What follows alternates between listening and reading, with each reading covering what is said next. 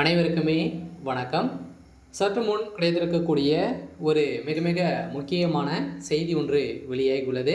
சற்று முன் திமுகவின் ஆலமரம் சரிந்தது, போலீஸ் குவிப்பு, இது மாதிரி செய்திகள் வெளியாக இருக்குது.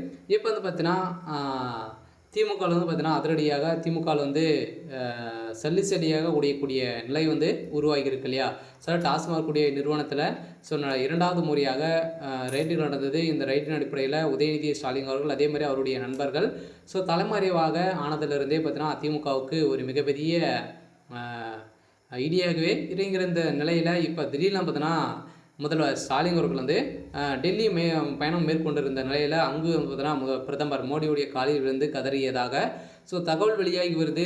இந்த நிலையில் தான் பார்த்தீங்கன்னா திமுகவுக்கு ஒரு மிகப்பெரிய ஐடியாகவே இறங்கிருக்கு. இதை பற்றி இந்த வீடியோவில் நம்ம முழுமையாக பார்க்கலாம். அதுக்கு முன்னாடி நம்ம சேனலுக்கு இப்போ தான் நீங்கள் முதல் முறையாக வந்திருக்கீங்க அப்படின்னா மறக்காமல் நம்மளுடைய சேனலை சப்ஸ்கிரைப் பண்ணி சப்போர்ட் பண்ணுங்கள். வாங்க வீடியோக்குள்ளே போகலாம். பார்த்தீங்கன்னா திமுகவுடைய ஆலமரமாக இருக்கக்கூடிய முதல்வர் ஸ்டாலின் அவர்களும் உதயநிதி ஸ்டாலின் அவர்களுக்கும் பார்த்தீங்கன்னா ஒரு மிகப்பெரிய வசமாக சிக்கி கொண்டாங்க. பார்த்தீங்கன்னா இப்போ டாஸ்மாக் கூடிய ஊழல் நடந்த அதில் மேலாளராக அதிகாரியாக இருந்த அதே மாதிரி தொழிலதிபர்களுடைய வீட்டில் பார்த்தீங்கன்னா ரைடுகள் நடந்தது. இந்த ரைடின் அடிப்படையில் எக்கச்சக்கமான பணங்களும் சிக்கியது. அதே மாதிரி முக்கிய ஆதாரங்கள்லாம் பார்த்தீங்கன்னா பென்ட்ரைவ்களெல்லாம் சிக்கியிருந்த நிலையில் தான் இதில் முதல்வர் ஸ்டாலினும் கோபாலபுரமே சிக்கிக்கொண்டு மாட்டியிருக்காங்க. கோபாலபுரத்தில் ரைடுகள் ஆரம்பித்தாங்க அப்படின்னா இந்தியாவுடைய கடனை அடைக்கக்கூடிய அளவுக்கு அவ்வளோ பணங்கள் குமிந்திருக்கும்.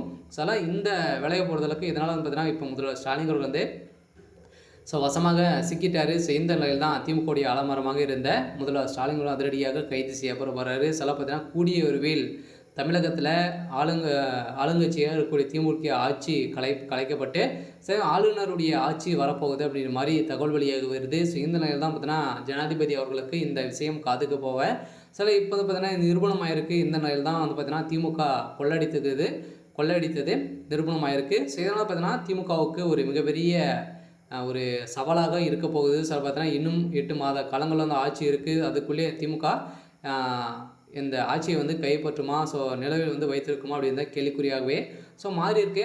இருந்தாலுமே இந்த நிலையில் உதயநிதி ஸ்டாலினுடைய நண்பர்கள் அதே மாதிரி விசாரணை அவர்களும் பார்த்தீங்கன்னா தலைமறைவாகி இப்போ இருக்கக்கூடிய நிலையில் தான் இப்போ அதிரடியாக உதயநிதி ஸ்டாலின் வசமாக சிக்கியிருக்காரு.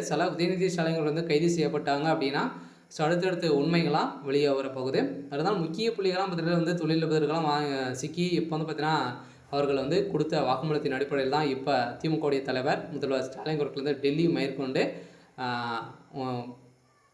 பிரதமர் மோடியுடைய காலில் விழுந்து கதறியதாக தகவல் வெளியாக இருக்குது. இந்த நிலையில் தான் இப்போ ரைடுகள் நிறுத்தப்பட்டிருக்கு. இருந்தாலும் இன்னும் ரைடுகள் நடக்கும் அப்படின்ற மாதிரி அமலாக்கத்துறை அப்டேட் கொடுத்துருக்காங்க.